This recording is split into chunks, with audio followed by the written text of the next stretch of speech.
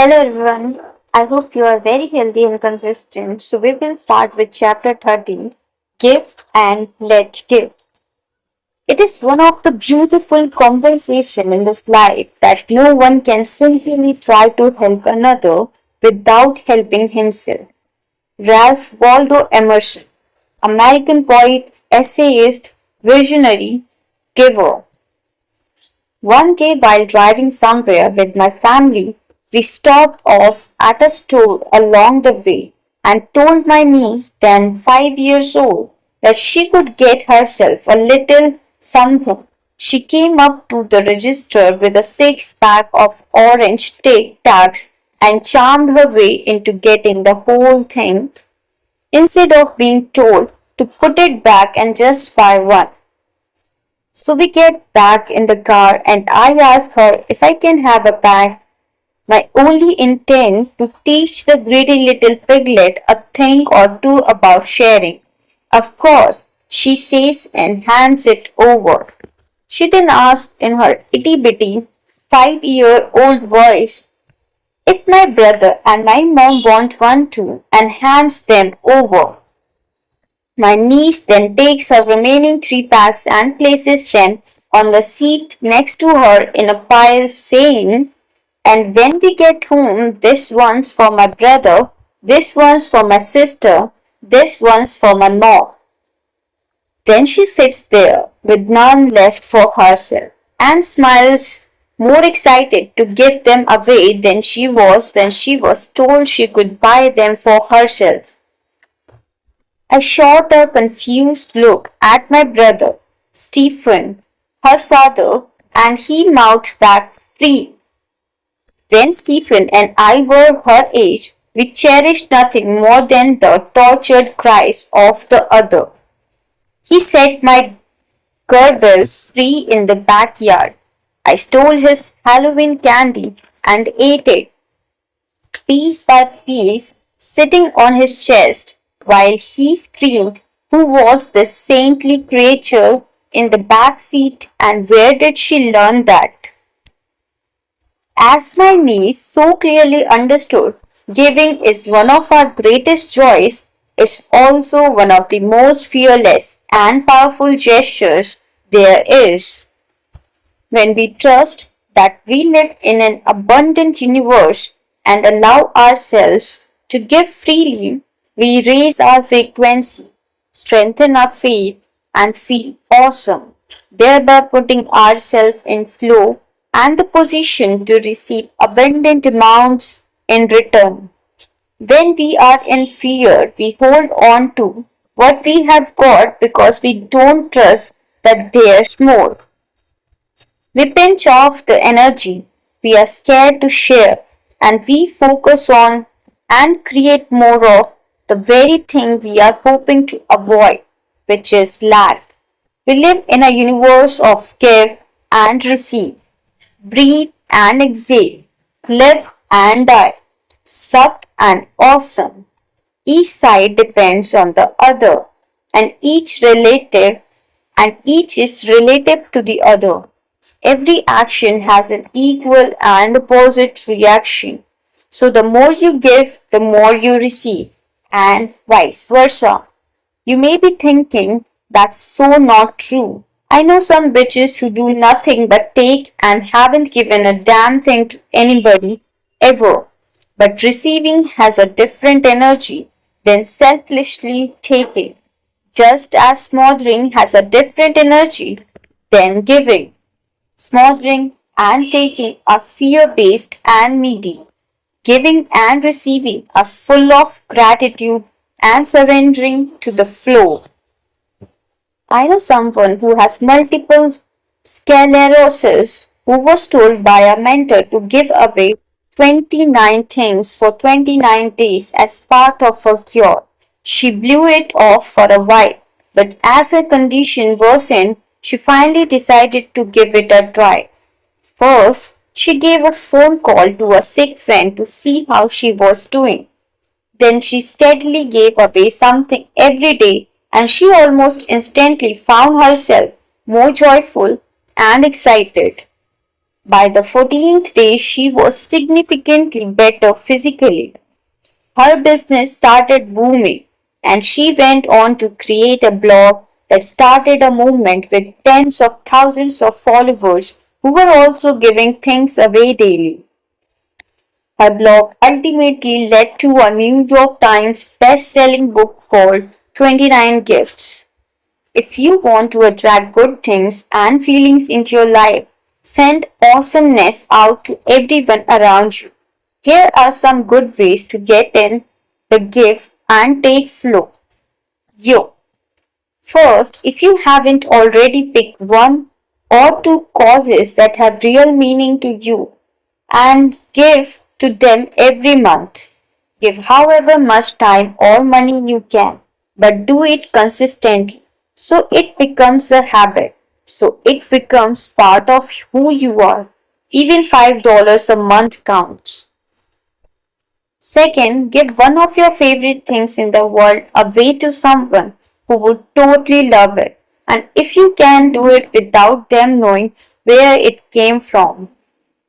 Third, leave $1 more than you normally would every time you tip or 10. Fourth, if someone is being snarky, instead of sinking to their level and being snarky back, raise them up by giving them the love. Fifth, smile, compliment, and crack people up as often as possible. Sixth, say yes to invitation that you wouldn't normally say yes to because you hate to inconvenience the person offering. Take them up on it. Give them the opportunity to give to you. 7. Stop and feel in your body how great it feels when you give and receive. Raise your frequency and expect more good things to come your way. 8. Love yourself and everybody benefits. So we have completed chapter 13. We will begin with chapter 14. Gratitude, the great way drug to awesomeness. When you are grateful, fear disappears and abundance appears.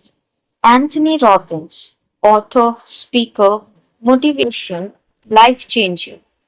When I was a little kid, my parents made my brothers and sister and I answer the phone in this very formal way. Jennifer Sincero speaking, as if between fighting over who got to play with the big wheel and stuffing balloons down our pants. We were all running our own private concierge businesses. Their friends would gush on the other end of the phone about what a polite bunch the Sincero kids were, and I thought nothing of it until the day I made my very first phone call to a friend, and upon hearing her answer, gripped the phone in wide-eyed disbelief. You get to say, "Hello, do your parents know?" It was as unthinkable to me at this time as saying the F word or sitting down to join my parents for a glass of scotch.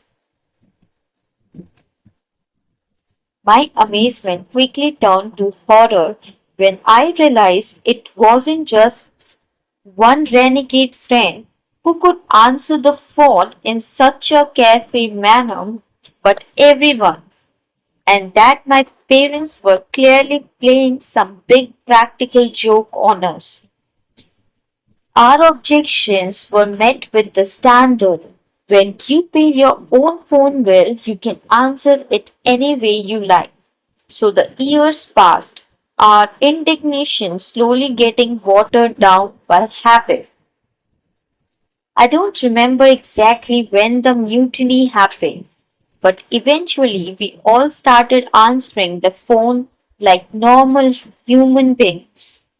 I'm going to assume it was around the time of their divorce when mom had all four of us mostly to herself, either in or hovering around high school, and phone rules got bulldozed in her switch to combat mode. The demand for manners in general, however, was left firmly standing, and no matter how wild and wasted we got, we always remained those polite Sincero kids. Can I help you, officer? Thank you, officer. Yes, sir. That is my marijuana.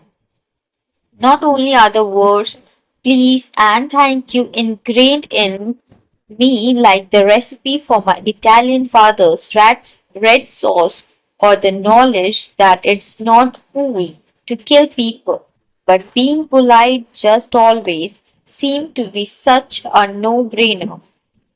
Aside from the fact that it makes you feel like a good person, people will usually do what you ask them to do if you are nice about it, and if you are not, they won't. Hello, which is why it completely baffles me when anyone over the age of 5 is rude, and especially when they refrain from the thank you part of the conversation when a gesture is made on their behalf, either by me or other people, or the universe in general.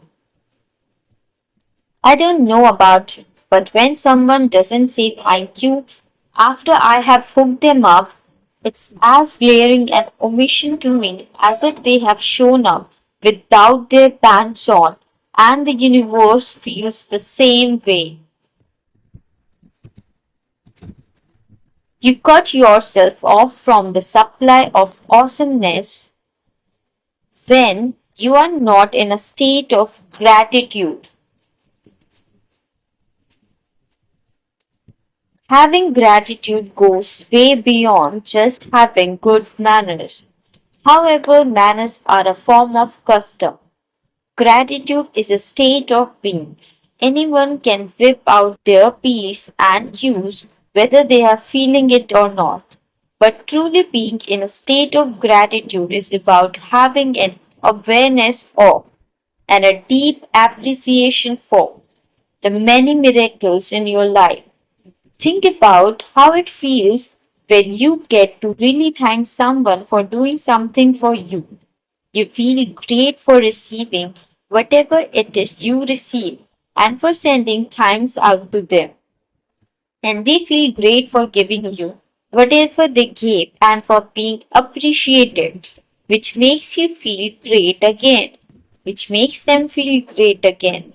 You could basically spend the rest of your lives passing thank you notes back and forth, and because it makes you feel good to be in such a state of gratitude, it puts you at a very high frequency and connects you to source energy, which puts you in a more powerful state to manifest more good feeling things and experiences into your life. Conversely, when you show up disappointed or angry or guilty or oblivious instead of being grateful, you are at a lower frequency and thereby less connected to source energy and in a less powerful state to manifest good feeling things and experiences into your life. So that's all fabulous and great. But here's where the whole gratitude thing gets really cool. There are lots of ways to feel good and raise your frequency and get closer to source energy. But with gratitude, you are actually expending positive energy by sending out thanks, which make positive energy reflect back to you. Every action has an equal and opposite reaction.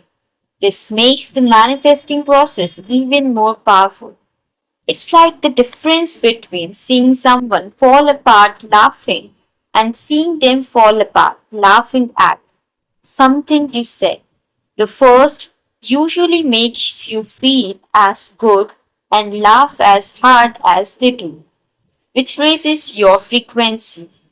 But with the second situation, you are not just meeting them at a high frequency, you are exchanging energy at a high frequency. Their laughter is like their way of thanking you for saying something hilarious, and it gives off an even more powerful zing and stronger connection.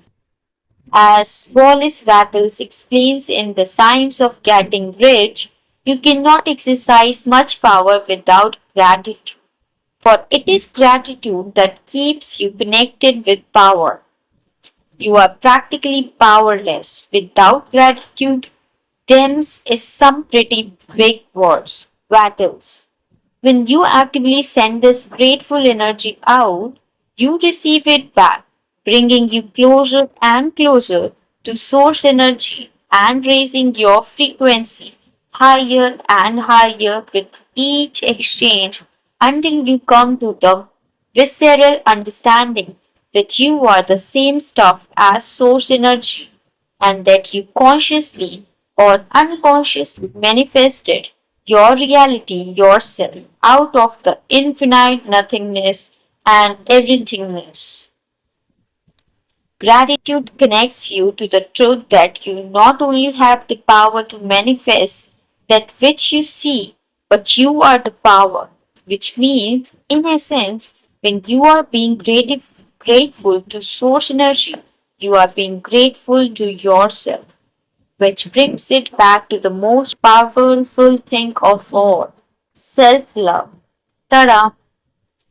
The more consistently you stay in gratitude and focused on that which is good, the stronger your connection to source energy is, and the more quickly and effortlessly you will be able to manifest that which is unseen into your reality. This is the mighty power of gratitude. But wait, there's more. Gratitude also strengthens your faith. Faith is having the audacity to believe in the not yet seen. Faith is the muscle you use when you decide to blast outside of your comfort zone and transform your life into something that's practically unrecognizable to you in your present reality. Faith smothers your fear of the unknown. Faith allows you to take risks. Faith is the stuff of leap and the net will appear. Faith is your best buddy when you are scared shitless. When you are consistently in a state of gratitude and aware of all the awesomeness that already exists, it among many other things make it much easier for you to believe that there's more awesomeness, where that came from, and that this yet to be manifested awesomeness is also available to you. You have received awesomeness before, so of course you can receive awesomeness again. This is how gratitude strengthens your faith, and having strong faith is a major key in transforming your life. Which brings me to the grand gratitude finale. If you want to be a real rock star in the manifestation department, get to the point where you have both unwavering faith and unwavering gratitude for that which you desire. This is when the real magic happens because mixing faith with gratitude is the high holy moly of manifesting. This takes some Jerry mastery. However, because basically what it entails is not only believing in the not yet manifested, having faith, but being grateful for it. In other words, you must be grateful for your imaginary friends and your imaginary life. Yet, as ridiculous as this sounds, I'm sure you are already doing it consciously or unconsciously in some capacity in your life. One simple example from my life would be with finding parking spaces. For as long as I can remember, I have always gotten stellar parking spots right out front of wherever I'm going. I don't care if I'm trying to park in front of the Pope's house on Easter Sunday. If you don't want to walk, you'll be wanting to ride with me. I always approach the hunt for a parking space with the same attitude, a knowing and relaxed certainty that it's a turn B. The perfect spot is mine. It already exists, and I'm genuinely so happy and grateful for it. I really truly believe this. Then, as always, someone pulls out and in I go. Yet, as consistently as this happens, I'm still always so excited when it does. I never take it for granted, and I am a gratitude machine before, during, and after my guaranteed excellent parking adventure. Being in gratitude for the not yet manifested informs the universe that you know that what you desire already exists and puts you at the right frequency to receive it.